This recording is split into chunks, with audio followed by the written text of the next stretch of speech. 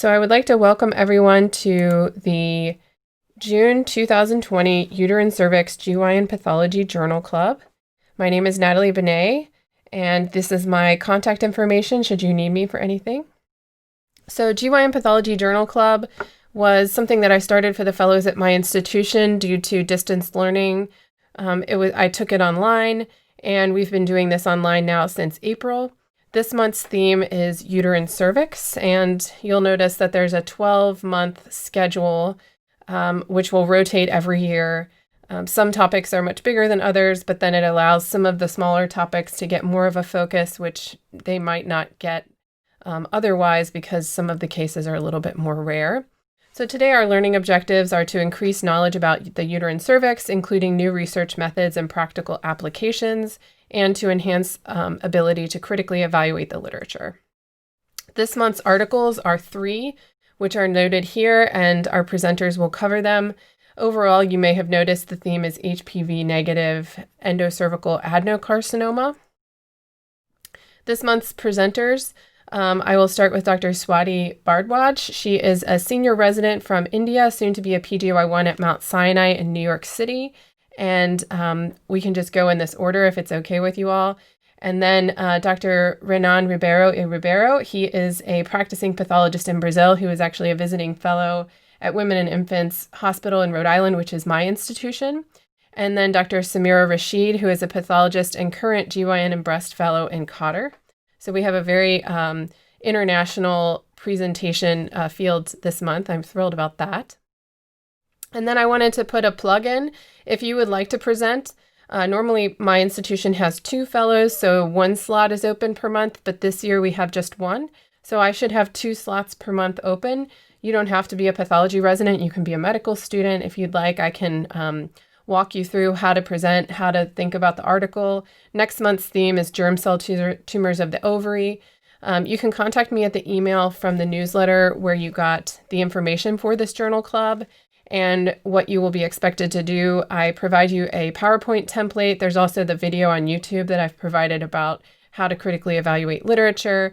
And then usually what happens is you make your presentation, send it to me about a week ahead of time. We go over it together, and then you present at Journal Club. Also new for next month, each Journal Club participant will write 2 questions for the review quiz, which I can also help you do. And also, of course, you'll gain knowledge. So that's a plus. So another quick plug is for the International Society for GYN Pathologists, which is the organization for my subspecialty. And I just wanted to let everyone here know that trainees can join for free. You do need a letter of recommendation from someone who is in the society, which I'm happy to provide for you, given that, you reach out to me and I can figure out who you are. And then you can go to conferences at national meetings. They're doing some educational seminars, which will soon be available on their website.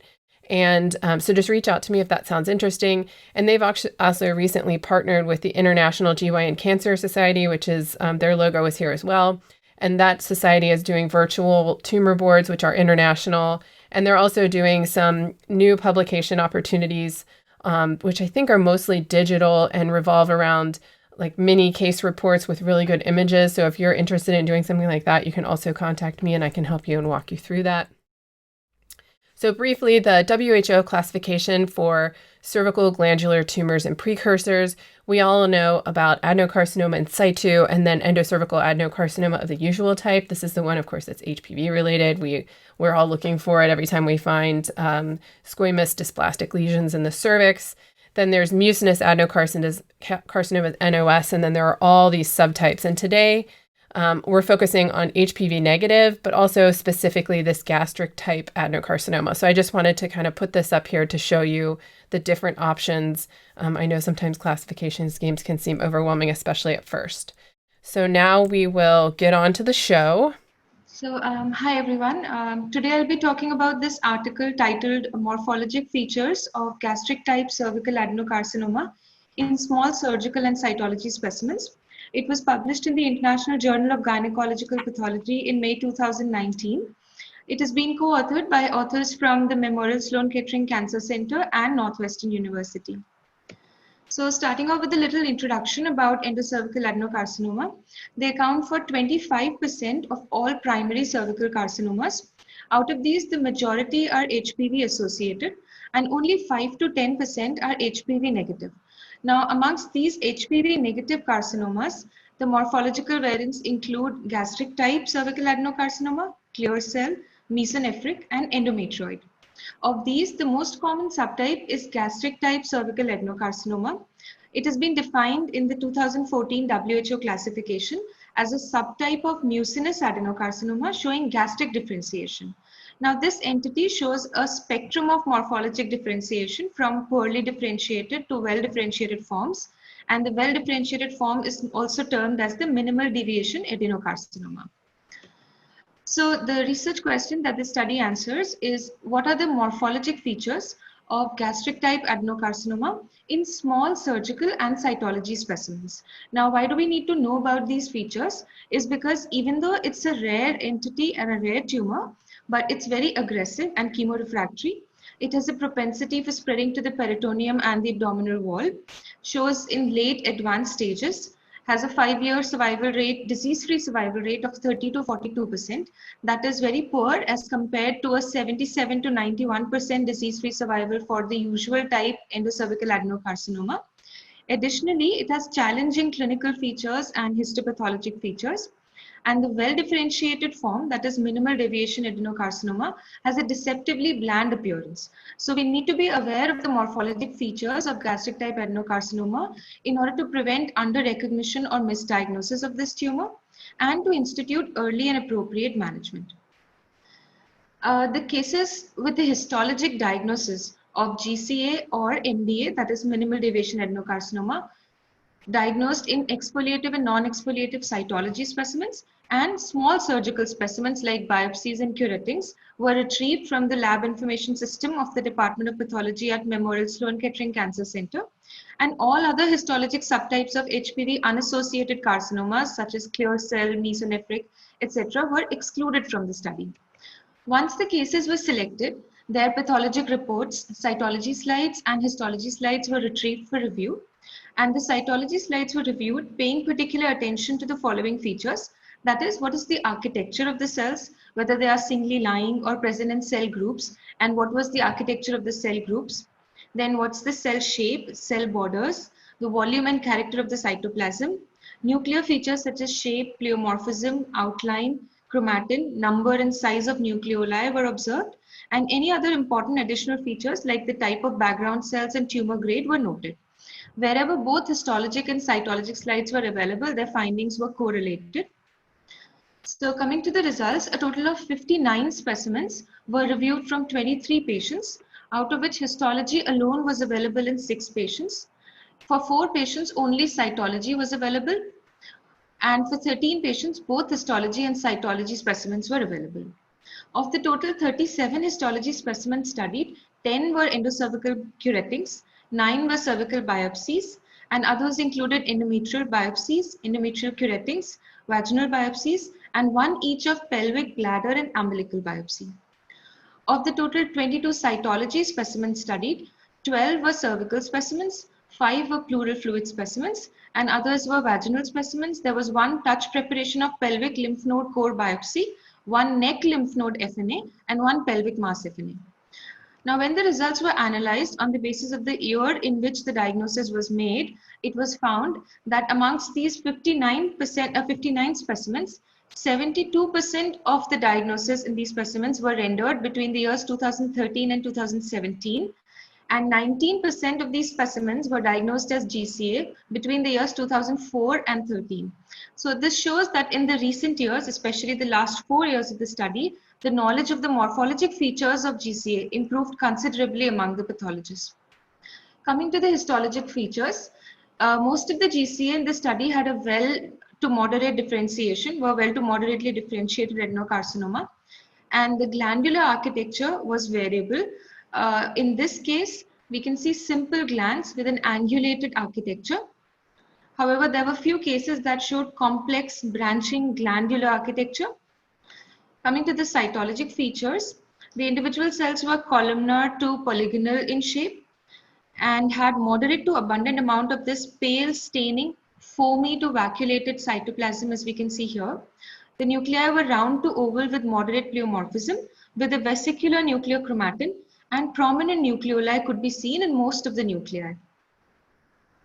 This is another example. Here we can see the foamy and vacuolated nature of the cytoplasm. Well-defined cellular outlines can also be seen. Now, these are examples of primary gastric-type cervical adenocarcinomas. The authors also reviewed metastatic GCAs and MDAs. This is an example of a well-differentiated GCA metastasizing to the pelvic side wall. Here also we can see similar features, that is well-defined cellular outlines and foamy to vacuolated cytoplasm that is moderate in amount and round to oval nuclei. And this is a poorly differentiated gastric-type cervical adenocarcinoma that is infiltrating in between the muscles of the bladder wall. There are poorly formed glands to singly scattered and singly infiltrating cells. In most of these cases of metastatic GCA, the diagnosis was aided by ancillary studies such as IHC, as well as a prior diagnosis of GCA in the patient. Now coming to the cytology features, as I previously mentioned, these criteria were reviewed on the cytology slides. That is the architecture of the cells that varied from cohesive, crowded, three-dimensional clusters to monolayer sheets of cells. In 67% cases, singly lying tumor cells were also observed, but the most characteristic feature for a diagnosis of GCA was the presence of a monolayer sheet of cells. The cell shape varied from columnar to polygonal, with a moderate to abundant amount of cytoplasm that was pale or foamy in nature. The cell borders were importantly very well defined, another an important feature for diagnosing GCA. The nuclear shape was round to oval and the nuclei were moderately pleomorphic. Nuclear chromatin was vesicular in 77% cases and hyperchromatic in 24%. A vesicular nuclear chromatin is another important feature for clinching a diagnosis of GCA, as against hyperchromatic nuclei seen in usual type endocervical adenocarcinoma. The nuclear membrane varied from smooth to irregular in 41% to 59% cases respectively, and the nuclear membrane was thick in 41% cases. Nucleoli were easily observed in most cases and were conspicuous. There were multiple in 71% and single in 29% cases. The authors observed an inflammatory diathesis in 24% cases and noted the presence of neutrophils admixed in between the tumor cell groups in 47% cases. So here we can see the variable architecture of the cells. On the left upper side, the cells are arranged in three-dimensional cohesive clusters and few singly lying tumor cells in the background. And on the right lower side, we can see an almost monolayer sheet of tumor cells. Now here we can see the cytologic features that the cell shape is columnar to polygonal and the cellular outlines are very distinct and well defined. Cytoplasm is moderate in amount and foamy and vacuolated in nature. The nuclear chromatin is vesicular with one to many nucleoli that are conspicuously seen in most of the nuclei.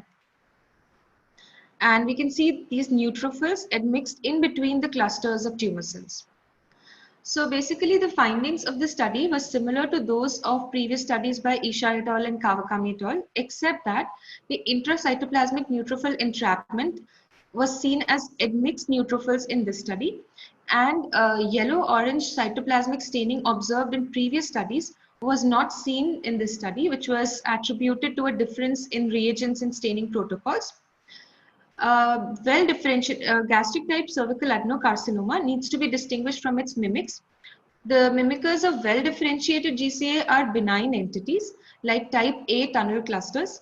These are lobular proliferations of small glands that are non-cystic, and diffuse lobular endocervical glandular hyperplasia that usually occurs in the inner one-third of the cervical wall. And in this entity, the glands are sharply demarcated from the underlying stroma. That means they are non-infiltrating, and a mucinous epithelium with bland nuclei can be seen. On the other spectrum, at the end of the spectrum, moderately to poorly differentiated gastric-type cervical adenocarcinoma, the mimickers are usually malignant entities such as endometrial endometrioid adenocarcinoma and endocervical adenocarcinoma of usual type. We can distinguish the latter easily by the presence of apical floating mitosis and hyperchromatic nuclei, that is morphologic features. In some cases, we can use a combination of algin blue and periodic acid chip staining to confirm gastric differentiation. That is, gastric or neutral mucin can be identified by the presence of characteristic magenta or pink staining. So the strengths of the study are that a good specimen size was studied, that is a total of 59 specimens were reviewed, and the fact that they described features in small specimens like FNAs and biopsies. Those are usually the first specimens that we receive for establishing the diagnosis in a patient, and it is important to clinch the diagnosis in them. And the areas in which the study could have been improved are that even though the cytology and histologic features have been described, but the strength of each feature in clinching the diagnosis could have been described. Secondly, the authors have described the IHC markers that they used, but again, the sensitivity and specificity of each marker in aiding the diagnosis would have improved the study. Overall, I feel it's an excellent study with important daily applications to avoid underdiagnosis or misdiagnosis of this rare but very important entity and to initiate early treatment. So to conclude, what are the features that should make us think of a diagnosis of GCA?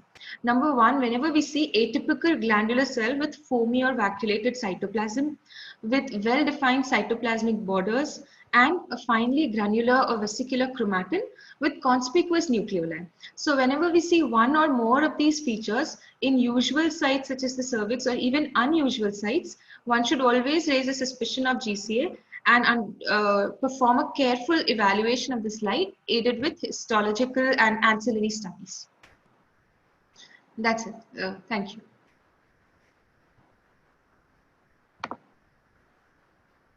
Thank you. That was great. And now we can go to Dr. Ribeiro. Can you share your screen? All right. So for this edition of the Journal Club, I'm going to discuss the paper recently published in Modern Pathology entitled HPV-negative tumors of the uterine cervix. It was published by this group from Barcelona, Spain. And the background behind this study is the apparent dichotomy that exists in many different anatomical sites regarding HPV infection and carcinogenesis. So we know that for many different anatomical sites like the vulva or other mucosas of the head and neck, there is a difference between HPV negative and HPV positive tumors when it comes to prognosis and clinical behavior. And this is not as well established in the uterine cervix. And it could be partially due to the testing methods that have been employed. There's a lot of variability in how you define a tumor as HPV positive and HPV negative. And with that in mind, the objectives of this particular study were to first analyze HPV status in cervical cancer, and then subsequently determine the characteristics of HPV negative cervical cancer. And for that purpose, they gathered all the specimens from women who were diagnosed with cervical cancer between January 2012 and December 2015 that also had sufficient tissue for immunohistochemistry and HPV DNA analysis. This included a total of 214 women, and the cases were analyzed for different clinical features, histologic features, and also immunohistochemistry. They also performed HPV DNA analysis for 32 different types of HPV and also a PCR assay for the HPV E7 protein. And moving on to the results, what they saw is that HPV negative tumors were relatively more uncommon. They were relatively rare. There were 21 HPV negative tumors and 193 HPV positive tumors. The HPV negative patients had a little bit of a higher age. They had clinical symptoms more often than the HPV positive patients. all histologic types were represented, but adenocarcinoma was proportionally more represented in the group that was HPV negative. P16 positivity was a lot more common, up to 96% in the HPV positive group, but it was also relatively common in the HPV negative group. Up to half of the patients were P16 positive. The HPV negative tumors were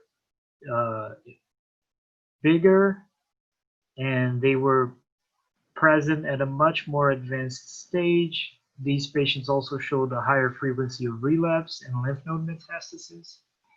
And this was translated into a poor prognosis.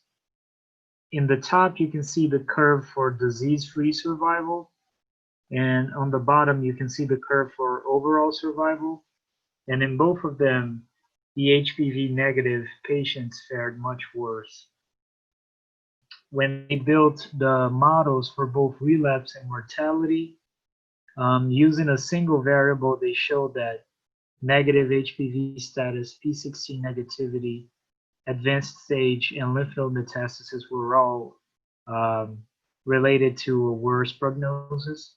But when they did the multivariate model, they showed that really the FIGO stage and lymph node metastasis were the independent risk factors when it comes to relapse and mortality. And this final chart here is basically a summary of the features of the 21 cases that were HPV negative. As I mentioned before, there was a lot of diversity when it comes to histologic types. Perhaps a little bit surprisingly, there were a lot of squamous cell carcinomas and also adenocarcinomas of the mucinous type. P16 positivity was variable. Pretty much half of the cases were positive and the other half was negative. A lot of the cases were P53 abnormal. The E7 PCR assay was negative in all of the tested cases, and the FIGO stage was relatively high, as you can see in this column. So basically, the major finding that this study had is that the HPV negative tumors of the uterine cervix are not only rare, but they're usually more advanced and they have a worse prognosis. This finding is supported by a recent meta-analysis. The reference is here below. If you're interested, check it out. And this is a finding that is also correlated not only to other studies that were done in the uterine cervix, but to the zeitgeist in other anatomical sites where it seems that it might be a general rule that HPV negative tumors they behave worse than the HPV positive tumors. There's still a question open as to whether these tumors are really negative and were HPV independent in their pathogenesis, or if they're actually if these patients also actually have a cleared infection, so they wouldn't be able to be detected, but HPV was a part of the pathogenesis in the past. And this study supports the idea that the tumors are truly negative, especially if you take into consideration that they tested for HPV E7 protein, but it's still a question that's open. There were also some surprising histologic findings, which I've already mentioned. Basically, the number of squamous cell carcinomas that were HPV negative, and also the fact that all of the adenocarcinomas that were negative for HPV were of the mucinous type. I would expect a little bit more of those special types that we know are HPV negative. And as for strengths, I would say that the assessment of DNA quality and quantity that the researchers performed was definitely a strong point for this study. And the study design itself, I think it was well done. And they made it a point to make the HPV testing be the first step in the way they divided these cases and not go for specific histologic types. So I think that this particular choice in study design helped minimize bias.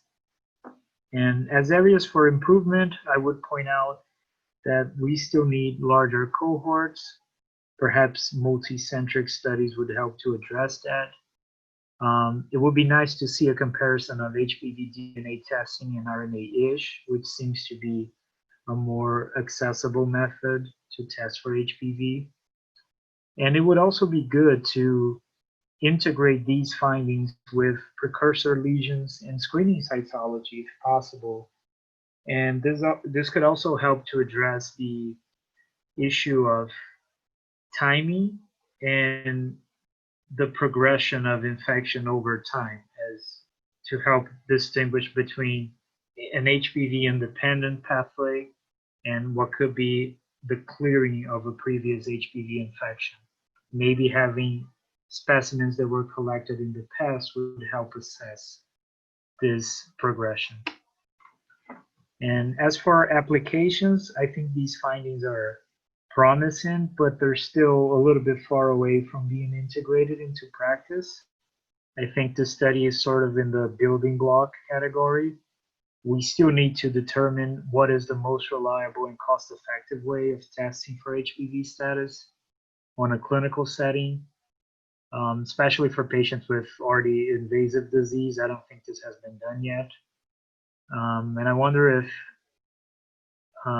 this is going to lead to future changes in pathology reports for both adenocarcinoma and squamous cell carcinoma.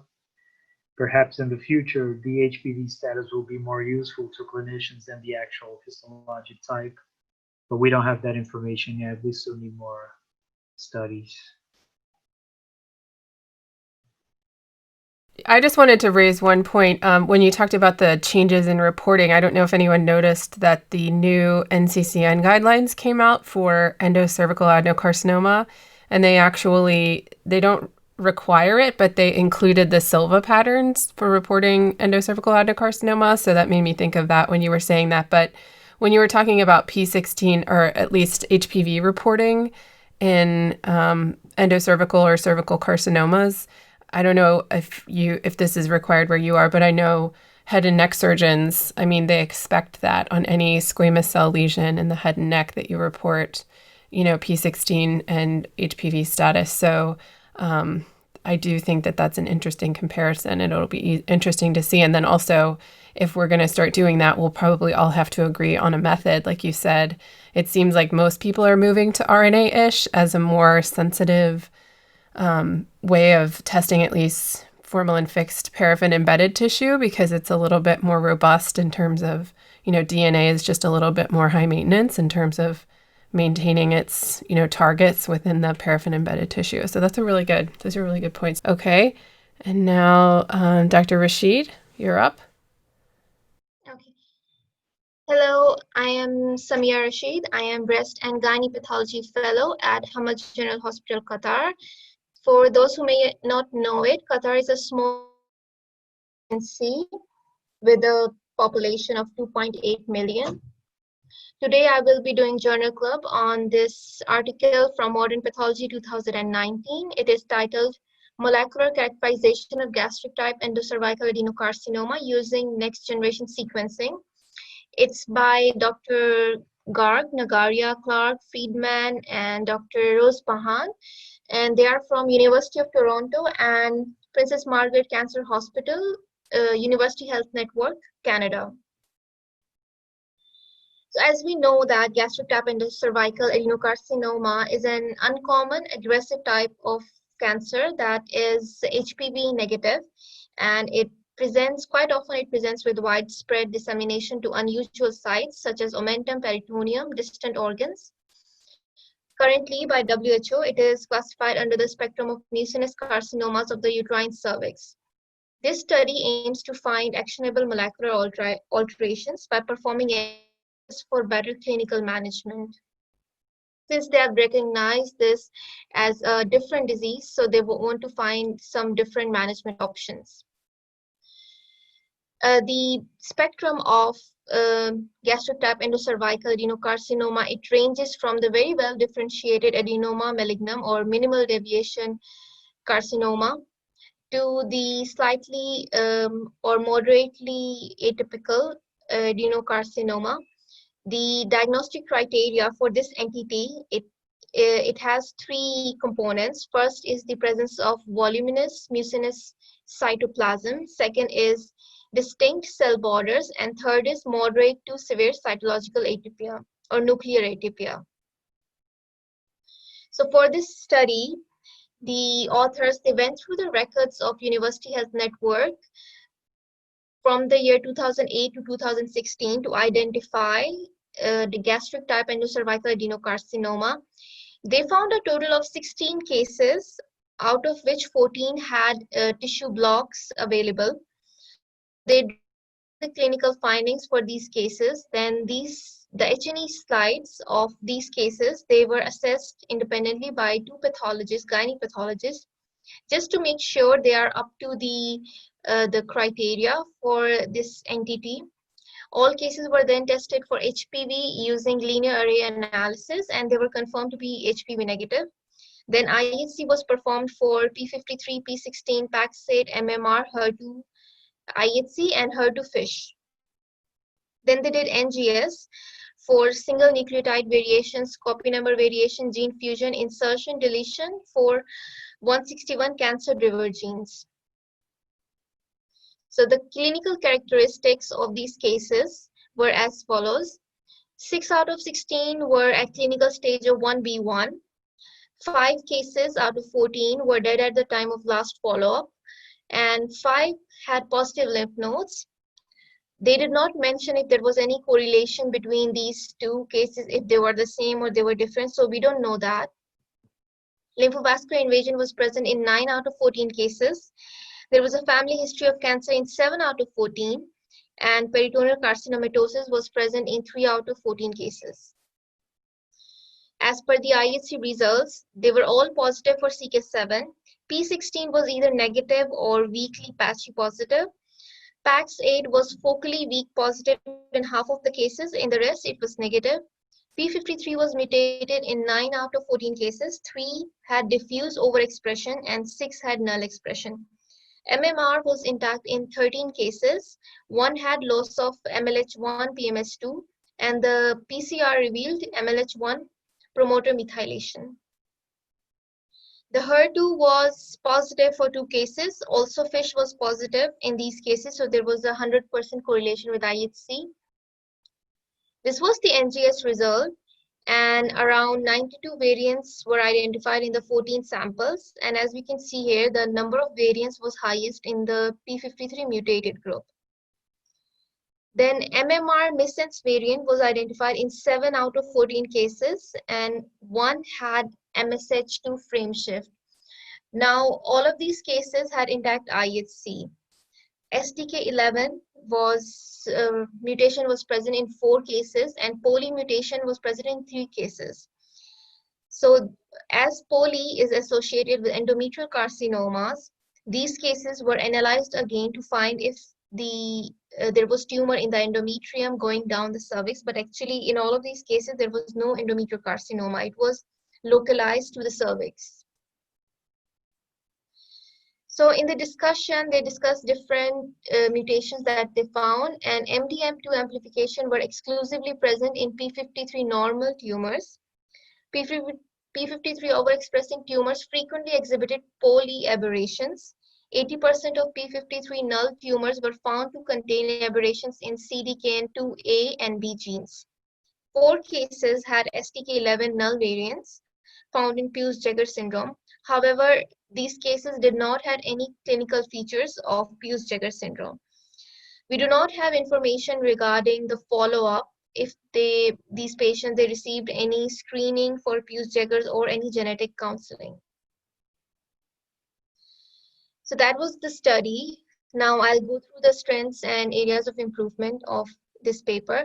So for me, the biggest strength would be that whatever cases these cases, the clinical features and the disease progression of these cases, it was in line with previously reported studies.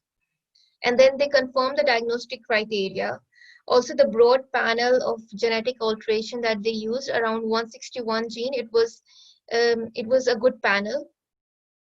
Areas of improvement, So even though they have given us quite a lot of information regarding these cases, but it would have been nice to see a comparison of clinical immunohistochemistry, NGS, or other features with the other carcinoma group, that is HPV positive or the other variants of HPV negative carcinomas.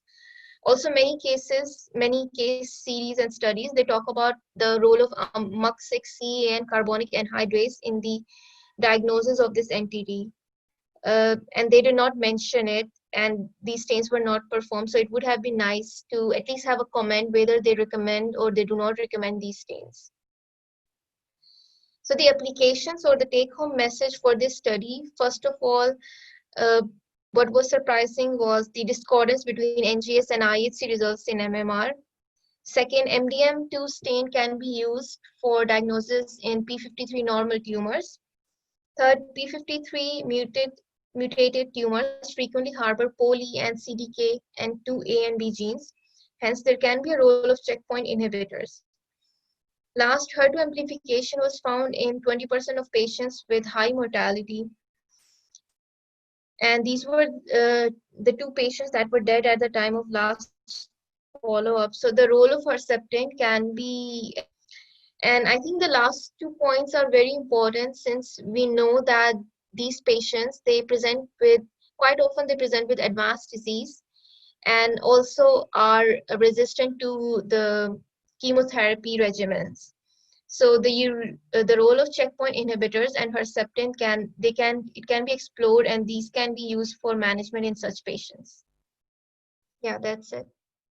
So I think that's all I have for today. Everyone said hello. Thank you so much to our presenters. And remember, if you would like to present, just email me back at the email address you got the newsletter from. And next month's topic is germ cell tumors. And I've already posted the articles on the website if you're really eager to get to them. But otherwise, I will send them out in the newsletter on the first Wednesday of the month. And then Journal Club is always the third Wednesday of the month if you just want to put it on your calendar. So thank you all so much for joining me.